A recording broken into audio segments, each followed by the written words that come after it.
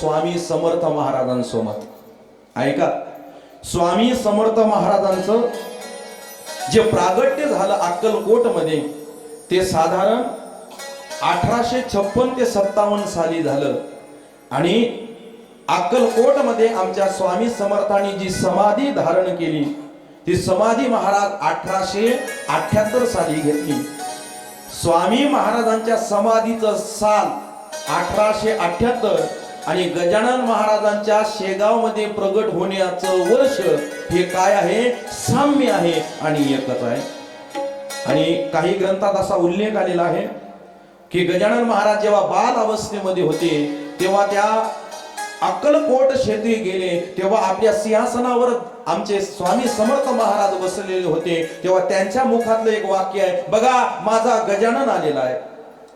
त्यांना जवळ बोलवलं, त्यांना बसायला अशा प्रकारे आसन दिलं, त्यांचं संभाषण झालं, त्यांना ज्ञान अशा प्रकारे प्राप्त करून दिलं, वेगवेगळ्या साधनेची माहिती सांगितली. आणि असं म्हटलं जातं की स्वामी समर्थ महाराजांनी त्यांना पुढचा मार्ग अशा प्रकारे गजानन महाराजांना दाखवला. तुम्ही कुठे जा? इथून नाशिक क्षेत्री जा, तिथून अकोट नरसिंह महाराजांकडे जा आणि तिथून शेगाव मध्ये जाऊन वास्तव्य करा. किंबहुना समाधीचं कार्य सुद्धा तुम्ही कुठे करा? शेगाव मध्ये अशा प्रकारे त्या ठिकाणी करा. म्हणून बाल अवस्थेत असताना गजानन महाराज नाशिक गोदावरी तटावर त्या कपिलधारा तीर्थ क्षेत्रावर आले. ऐका, तसा तर मी गजानन महाराजांचं चरित्र सांगत असताना एक शब्द बोलत असतो पण मला तो शब्द खटकतो. पण आता करावं काय? मराठीत एक वाक्य तयार झालंय, चमत्कारालाच काय असतो? नमस्कार. मला न गजानन महाराज किंबहुना संतांचं चरित्र सांगत असताना हा चमत्कार शब्द जरासा खटकतो. का बरं खटकतो? या चमत्कार शब्दामुळं काही ज्ञानी मंडळी महाराजांच्या चरित्रापासून किंवा भक्तीपासून काय झालेली आहे? दुरावलेली आहे, दुरावलेली आहे. मग संतांनी काही चमत्कार केला नाही का? केला, केला. आधी करून सगळ्या संतांनी चमत्कार केला. ज्ञानोबारायांनी निर्जीव भिंत चालवली. ज्ञानोबारायांच्या स्पर्शांनी रेड्याच्या मुखातून वेद अशा प्रकारे तो रेडा बोलू लागला. मेलेला माणूस ज्ञानोबारायांनी जिवंत अशा प्रकारे केला. हा संतांचा चमत्कार आहे.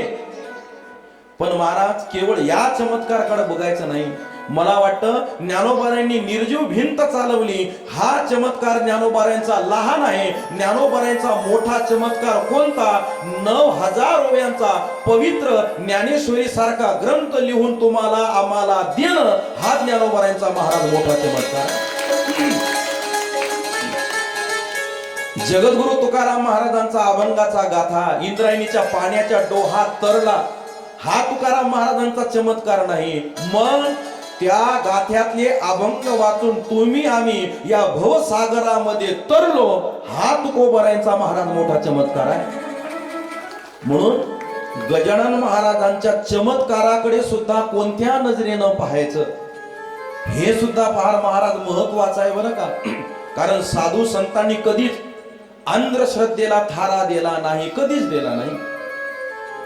अवघड आहे महाराज. पंचक्रोशीमध्ये जर एखादं झाड असेल आणि त्या झाडाच्या पालाच्या पाण्याचा ते जे पान असतं ते पान खाल्ल्यावर आमका आमका रोग निघून जातो एवढी अफवा जरी गावामध्ये झाली तर त्या झाडाला बाया एकही पान ठेवणार नाही, एकही पान ठेवणार नाही. जरा लक्ष द्या, मी बोलतो कशा करताना. कोणत्याही मुळाचा शोध महाराज घेण्याचा प्रयत्न आपण केला पाहिजे. कोणत्याही मुळाचा. महाराजांचं प्रमाण आहे, सारासार विचार करा उठा उठी, नाम धरा कंठी विठोबाचे. सार काय आसार काय, खरं काय खोटं काय, सुख काय दुःख काय, ज्ञान काय अज्ञान काय याचा विचार करा आणि मग त्या दृष्टीनं गजानन महाराजांच्या चरित्राकडे बघण्याचा प्रयत्न करा. पण महाराज आपली दृष्टी काय आहे? एक मराठीत म्हण आहे, जशी दृष्टी तशी सृष्टी. म्हणून केवळ चमत्काराच्या दृष्टिकोनानं गजानन महाराजांच्या चरित्राकडे बघू नका. ऐका ऐका, चमत्काराच्या दृष्टीनं जर पाहिलं ना तर तुम्ही आम्ही आळशी हो, आळशी. वैजापूरच्या बस स्टँडला एक व्यक्ती उतरला बसमधून आणि बाजूच्याच कॅन्टीन मध्ये गेला. वेटरला चहा सांगितला, वेटरनं चहाचा कप त्या आणून टेबलवर ठेवला. साहेबानं लाल बुंद डोळे केले, ए मूर्खा, मी काय फुकट चहा प्यायला आलो की काय? काय झालं साहेब? अरे या चहाच्या कपात माशी आहे, माफ करा दुसरा आणतो. कप उचलला, आत गेला, दुसऱ्यांदा कप ठेवला. साहेबांना आता बाह्याच माग केल्या. अरे याही चहाच्या कपात माशी आहे. तिनं पुन्हा तो कप आत नेला आणि तिसऱ्यांदा महाराज कप टेबलवर आणून ठेवला. साहेब तर आता उठूनच उभे राहिले. मूर्खा, काय वेळा समजतोस की काय? याही चहाच्या कपामध्ये माशी आहे. वेटरनं हात जोडले आणि नम्रतेनं सांगितलं, साहेब, माशी चहाच्या कपात नाही, तुमच्या चष्म्याच्या काचावर आहे. आणि जोपर्यंत चष्म्याच्या काचावरची माशी ओढणार नाही, तोपर्यंत चहाच्या कपातलीही माशी जाणार नाही. आणि मी आत जाऊन काय नवीन कप थोडी घेऊन येत होतो, मी जात होतो तोच कप घेऊन पुन्हा टेबलवर ठेवत होतो. ते त्याच्यापेक्षा हुशार. म्हणून कोणत्या नजरेनं आपण गजानन महाराजांच्या चरित्राकडे पाहतोय, हेही महाराज त्या ठिकाणी फार अशा प्रकारे त्या ठिकाणी महत्वाचं आहे.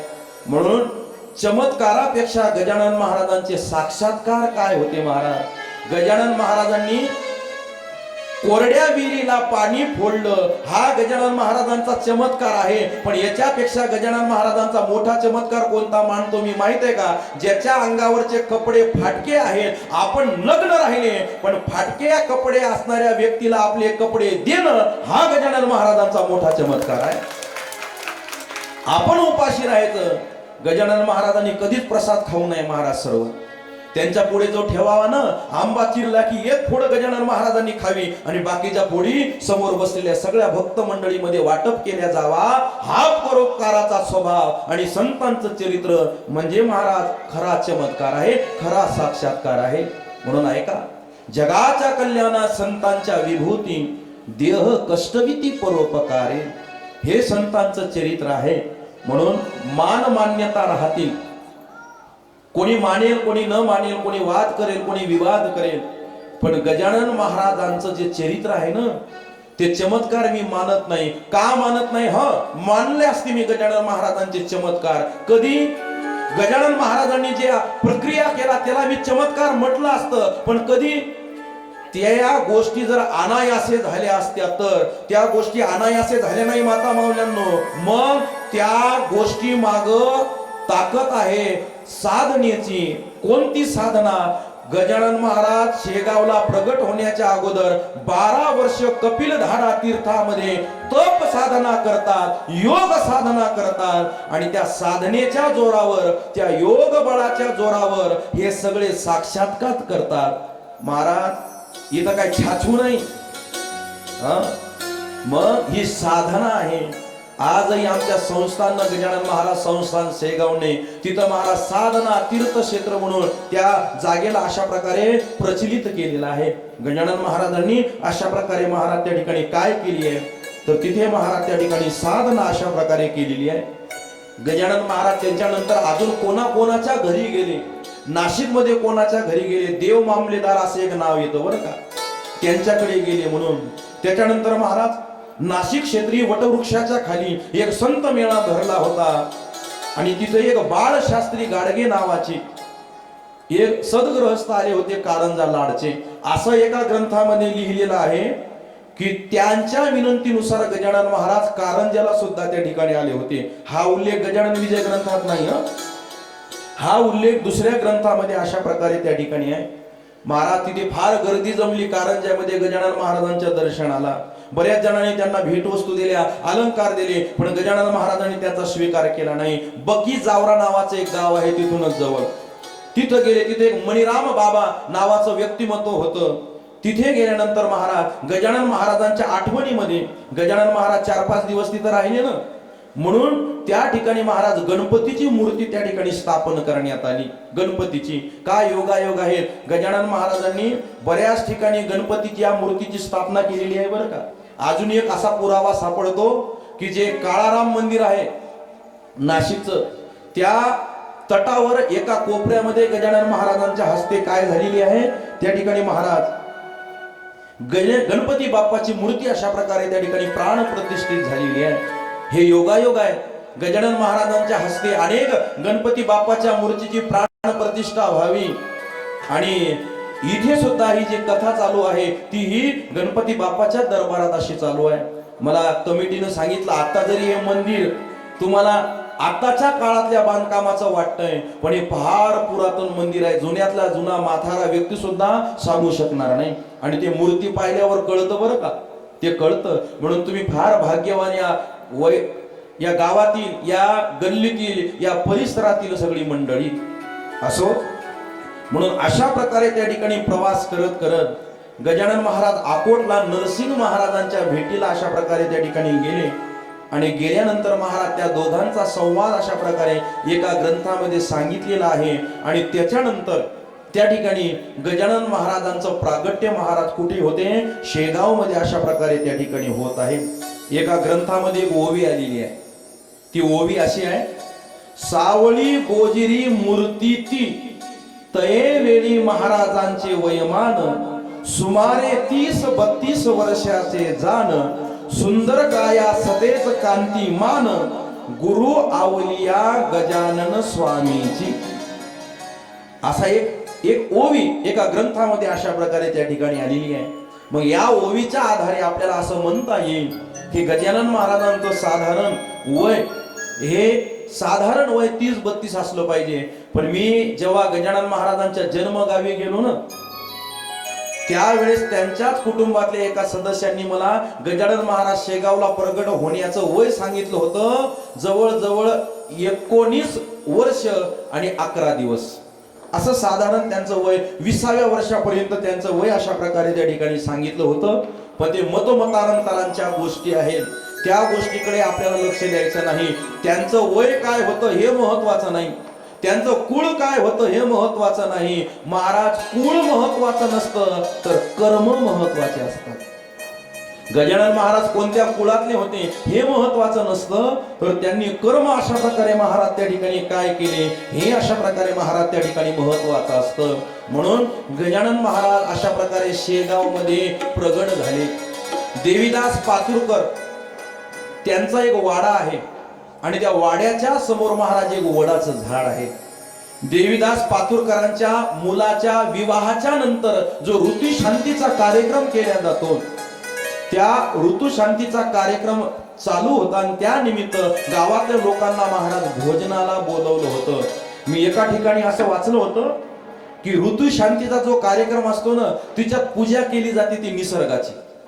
प्रत्येक कार्यात पूजा असते पहिले देवाची किंवा किंबहुना गणपती बाप्पाची, पण ऋषी शांतीचा जो नियम आहे, जी साधना आणि पूजा आहे, तिच्यात महाराज पूजन अगोदर केल्या जातं कोणाचं? निसर्गाचं.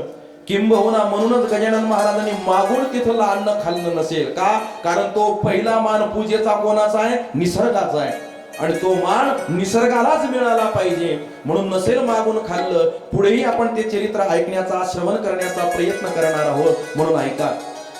देवीदास पातुरकर यांच्या मुलाच्या ऋतुशांतीचा कार्यक्रम अनेक लोक जेवू लागले. जेवल्यानंतर महाराज त्या ज्या पातरवाड्या होत्या त्यांच्या वाड्यासमोर जे वडाचं झाड आहे आजही ते आहे, त्या वडाच्या झाडाखाली ते पात्र महाराज नेऊन अशा प्रकारे त्या ठिकाणी टाकल्या जाऊ लागले. आणि तिथेच महाराज गजानन महाराजांचं प्रागट्य त्या स्थानावर आहे. आणि प्रागट्याची ओवी आमचे दास गुरु महाराज गजानन विजय ग्रंथामध्ये लिहितात. ऐन तारुण्या भीतरी गजानन आले शेगाव नगरी, शके 1800 भीतरी माघवद्य सप्तमीला.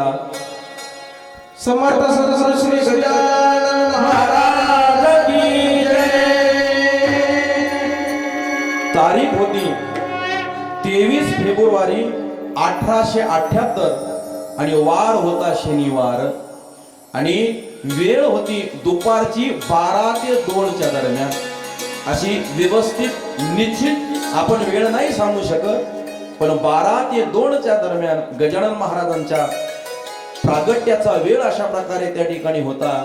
आणि अशा प्रकारे गजानन महाराज त्या वडाच्या झाडाखाली देवीदास पातुरकराच्या वाड्याच्या समोर त्या शेगाव नगरीमध्ये अशा प्रकारे महाराज प्रगट झालेले आहेत. आनंद झाला. शेगाव नगरीचं महाराज गजानन महाराजांच्या येण्यानं प्रागट्यानं महाराज रूपडं बदलून जाणार होतं. आणि ते काहीच वर्षामध्ये अशा प्रकारे सगळ्यांना कळणार होतं. पण गजानन महाराज जेव्हा शेगावला अशा प्रकारे त्या ठिकाणी प्रकट झाले, तेव्हा त्यांची जी लीला आहे महाराज, ती लीला सर्वांना अचंबित अशा प्रकारे त्या ठिकाणी करणारी होती.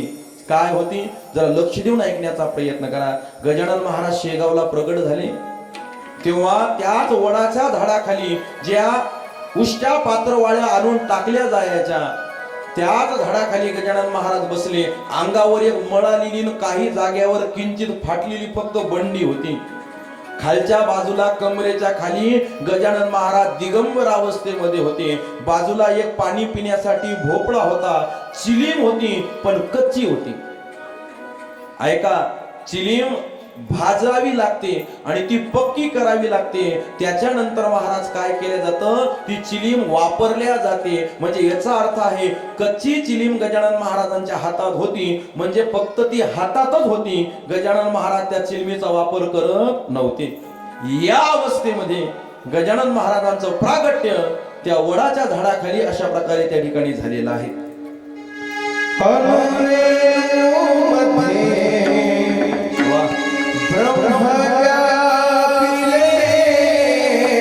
वा माऊली महाराज,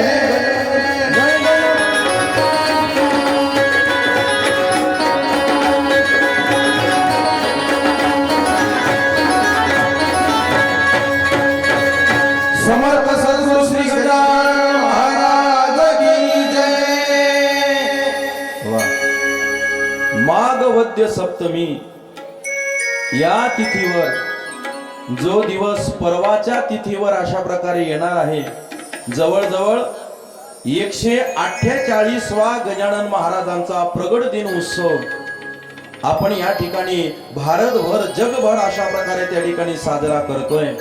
म्हणून महिला मंडळी ऐका, त्या देवीदास पातुरकरांच्या वाड्यासमोर एका वडाच्या झाडाखाली गजानन महाराजांचं प्रागट्य आहे.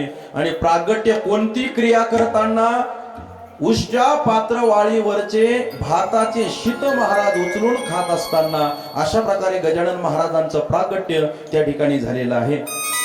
आणि तोच उत्सव, तीच कथा आपल्याला अशा प्रकारे त्या ठिकाणी श्रवण करण्याचा प्रयत्न त्या ठिकाणी करायचा आहे. आदेश वेळात वेळ काढून प्रेमनाथ बाबा या ठिकाणी आपल्या कथेला भेट देऊन गेले, आपल्याला आशीर्वाद देऊन गेलेले आहे. म्हणून पुनश्च एकदा सर्व कथा समिती, मंदिर समिती आणि समोर माझ्या उपस्थित असलेल्या श्रोते मंडळीच्या वतीनं बाबांचे कोटी कोटी अशा प्रकारे आभार मानतो. चला, म्हणून सर्वांनी सर्वांगाचं चित्त करून आपल्याला ही कथा ऐकायची आहे. कारण गजानन महाराज कसे प्रगट झाले आणि प्रगट झालेली अवस्था काय आहे, त्या अवस्थेचं वर्णन आपण त्या ठिकाणी श्रवण करू आणि नंतर प्रगट उत्सवाचा सोहळा साजरा करू. अगोदर अवस्थेचं चिंतन लक्ष देऊन ऐका. का? कारण गजानन महाराज शेगावला प्रगट झाले, शेगावलाच का झाले त्या प्रश्नाचं आपण उत्तर पाहिलं. पण आता ते नग्न का होते, उष्ट्या पात्रवाळीवरचे त्यांनी भाताचे शीतच का खाल्ले, गढूळ पाणीच का पिलं, या 2-3 प्रश्नाचे आपल्याला उत्तर बघायचे आहेत. आणि नंतर हा प्रगट दिनाचा उत्सव सोहळा आपल्याला या कथेतला साजरा करायचा आहे. चला, कोणी कोणी म्हणती जाण, श्री समर्थाचे जे का स्थान, त्या सज्जन गडाहून या देशी आले हे.